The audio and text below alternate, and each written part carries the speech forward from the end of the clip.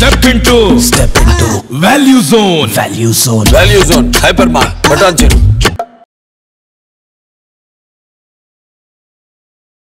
Hi hello నమస్తే, welcome back to our channel. ఈరోజు మనతో ఉన్నారు ఉమెన్ ఎంపవర్మెంట్ కోచ్ అలాగే ప్రాస్పరిటీ కోచ్ అయిన సౌమ్య తుర్లపాటి గారు. మ్యామ్తో మాట్లాడతాం.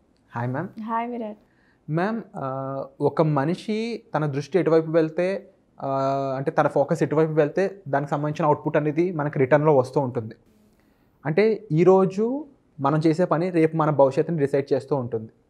సో బేసిక్గా లా ఆఫ్ అట్రాక్షన్ అయి ఉండొచ్చు, లేకపోతే కర్మ సిద్ధాంతం, ఇవేవి చూసుకున్నా ఈ ప్రిన్సిపల్ని బట్టే ఉంటుంది కదా. ఇదే ప్రిన్సిపల్ మనీకి కానీ, హెల్త్కి కానీ, రిలేషన్షిప్స్ కానీ, లేకపోతే మన లైఫ్ని డిసైడ్ చేసే ఏ విషయం పైనైనా ఇదే విధంగా వర్క్ చేస్తాయా? ఒకవేళ వర్క్ చేస్తే మనం ఎటువంటి చర్యలు తీసుకొని మనకు నచ్చినట్టు లైఫ్ని మార్చుకోవచ్చు? షూర్.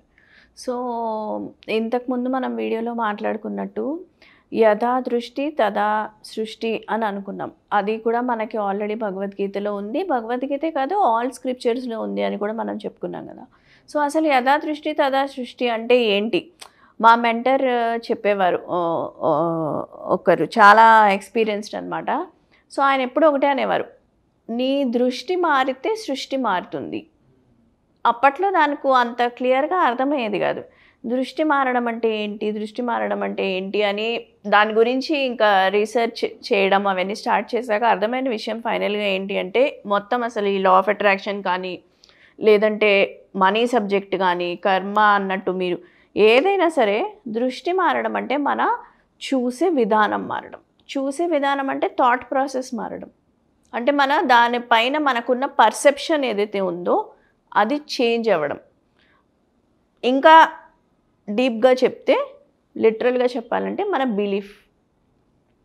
బిలీఫ్ మారితే ఆటోమేటిక్గా మన ఎక్స్టర్నల్ ఎన్వైర్న్మెంట్, అంటే సృష్టి అంటే ఎక్స్టర్నల్ ఎన్వైర్న్మెంటే కదా. అది మనీ కావచ్చు, రిలేషన్స్ కావచ్చు, హెల్త్ కావచ్చు, ఇంకే విషయమే కావచ్చు. సో సృష్టి మారుతుంది అంటే మన ఎక్స్టర్నల్, మన రిజల్ట్స్ అనేవి మారుతాయి. దీనికి ఒక చిన్న ఎగ్జాంపుల్ స్టోరీ చెప్తాను మీకు ఈజీగా అర్థమయ్యేలాగా. రియల్గా జరిగిందనమాట. సో ఒక బాబు ఉన్నాడు. తనకేంటంటే పెద్దవాడైపోయాడు, 10 years వరకు వచ్చేసాయి. కానీ తనకి బెడ్ వెయిటింగ్ హ్యాబిట్ ఇంకా పోలేదు. సో డైలీ అదే జరుగుతుంది.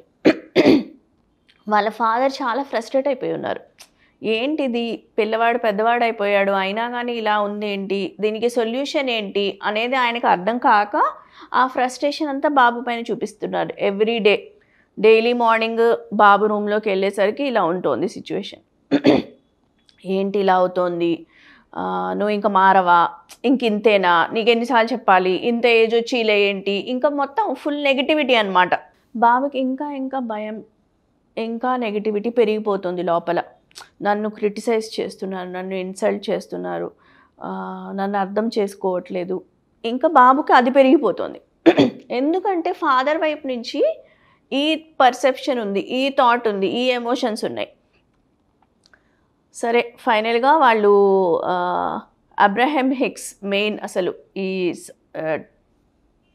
టాపిక్ మొత్తం లా ఆఫ్ అట్రాక్షన్ భగవద్గీతలో మన స్క్రిప్చర్స్లో ఉన్నప్పటికీ కూడా ఈ అబ్రహం హిక్స్ ఎవరైతే ఉన్నారో వాళ్ళు జెరీ అండ్ ఎస్థర్ హిక్స్ అనే వాళ్ళు ఛానల్ చేస్తారు అబ్రహం హిక్స్ని. అంటే వాళ్ళకి డౌన్లోడ్స్ వస్తాయి యూనివర్స్ నుంచి నాలెడ్జ్ మొత్తం.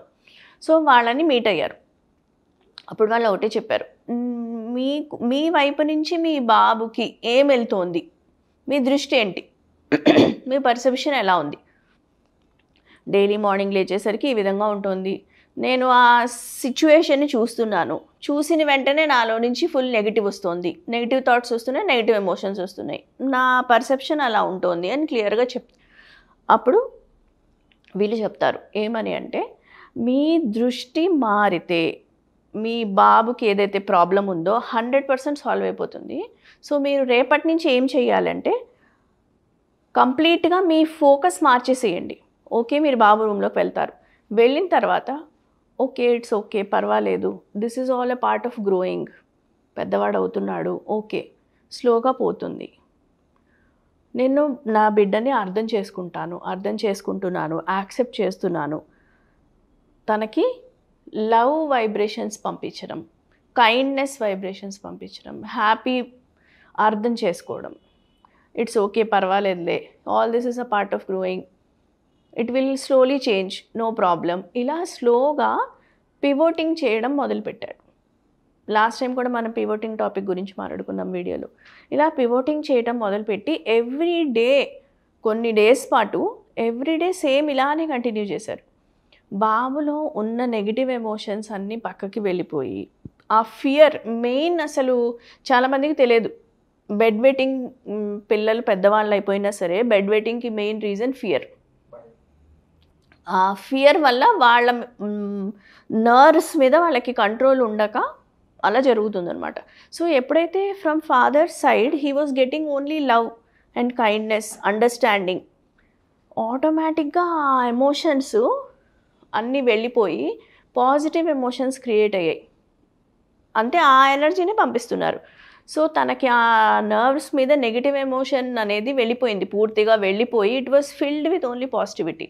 సో ఆటోమేటిక్గా తన బెడ్ వెయిటింగ్ అనేది కంప్లీట్గా ఆగిపోయింది, పర్మనెంట్గా అయిపోయింది. సో అందుకే దృష్టి మారితే సృష్టి మారుతుంది. సేమ్ థింగ్ మనీ గురించి కూడా ఇదే ఎగ్జాంపుల్ మనం లిటరల్గా మనీ విషయంలో తీసుకొని మన పర్సెప్షన్ చేంజ్ చేసుకుంటే మనీ కూడా మన లైఫ్లోకి ఈజీగా ఫ్లో అవుతాయి. మనం జస్ట్ మన మైండ్ సెట్ మార్చుకోవాలి. Wonderful ma'am. అండ్ ఈ అవేర్నెస్ ఎందుకు అందరిలో రావట్లేదు అంటారు? ఎందుకంటే ఒక లా ఆఫ్ అట్రాక్షన్ సబ్జెక్ట్ అనేది ఒక 5 years 10 years నుంచి బాగా వస్తుంది. ఇప్పుడు ఈ మధ్య ఇది వరకు ఒక సీక్రెట్గా ఉండేది, ఎక్కువ మందికి తెలియదు, అంత నాలెడ్జ్ లేదు, అంత ఐడియా లేదు. ఇప్పుడిప్పుడే బాగా పెరుగుతోంది. సో పెరిగినప్పుడు ఏమవుతోందంటే అందరూ దాన్ని స్వీకరించలేకపోతున్నారు. ఇప్పుడు సిచ్యువేషన్ ఎలా ఉందంటే మధ్యలో ఉంది, అటు తక్కువనూ లేదు అలానే ఎక్కువనూ లేదు. సో ఇప్పుడు అందరూ ఇది నిజమేనా, అసలు ఇది ఎందుకు నమ్మాలి, ఇది ఎలా వర్క్ అవుతుంది, ఇది కరెక్టా, ఊరికే గుడ్డిగా నమ్మద్దు, అలా చేయంగానే అంత ఈజీనా మనీ వచ్చేయడము, ఇదేమైనా మ్యాజికా మంత్రమా, ఇలాంటి డౌట్స్ క్వశ్చన్స్ అనేవి బాగా ఉన్నప్పుడు నేర్చుకోవాలి అనే వైపుకి మైండ్ వెళ్ళట్లేదు. తెలుసుకుందాం, నేర్చుకుందాం, ఈ సబ్జెక్ట్ ఏంటి, ఎక్స్పెరిమెంట్ చేద్దాం, ప్రాక్టికల్గా చెక్ చేద్దాం, చిన్న చిన్నవి తీసుకొని దానిపైన చేసి చూద్దాం, ఇలాంటివి రావట్లేదు. సో అలా అవ్వనప్పుడు ఇంకా రిజల్ట్స్ రావడం అనేది జరగదు కదా. సో మెయిన్ ప్రాబ్లం ఏంటంటే people are not willing to even look at it positively and understand it, అది మెయిన్. Wonderful ma'am. అండ్ అలాగే ఇందులో మరింత అవేర్నెస్ క్రియేట్ చేయడం కోసం మీరు ఆల్రెడీ ఫ్రీ క్లాస్ అనేది కండక్ట్ చేస్తున్నారని తెలిసింది, దాని గురించి చెప్తారా? ష్యూర్. మనకి నెక్స్ట్ డే ఫ్రీ క్లాస్ ఉంది సండే. సో ఫ్రీ క్లాస్కి వస్తే మీకు అసలు లా ఆఫ్ అట్రాక్షన్ సబ్జెక్ట్ ఏంటి, ఎందుకు వర్క్ అవుతుంది, మనీ సబ్జెక్ట్ ఏంటి, ఈ రెండింటి మధ్య ఉన్న కనెక్షన్ ఏంటి, మీకు అన్నీ అర్థమవుతాయి. కొంచెం అవేర్నెస్ ఇంకా ఎక్కువ క్రియేట్ చేస్తాం. డెఫినెట్లీ మీకు చాలా క్లారిటీ వచ్చేస్తుంది. So you will start, okay fine, నాకు అర్థమైంది, ఇప్పుడు నేను ఇది అప్లై చేయాలి, now how do I apply అనే దీనికి వచ్చేస్తారు మీరు. Wonderful ma'am. అండ్ తప్పకుండా అవేర్నెస్ ఇంకా ఎక్కువ మందికి రీచ్ అవ్వాలని, అసలు ఈ సబ్జెక్ట్ గురించి ఇంకా ఎక్కువ మంది తెలుసుకోవాలని నేను మనస్ఫూర్తిగా భావిస్తున్నాను. Thank you so much. Thank you.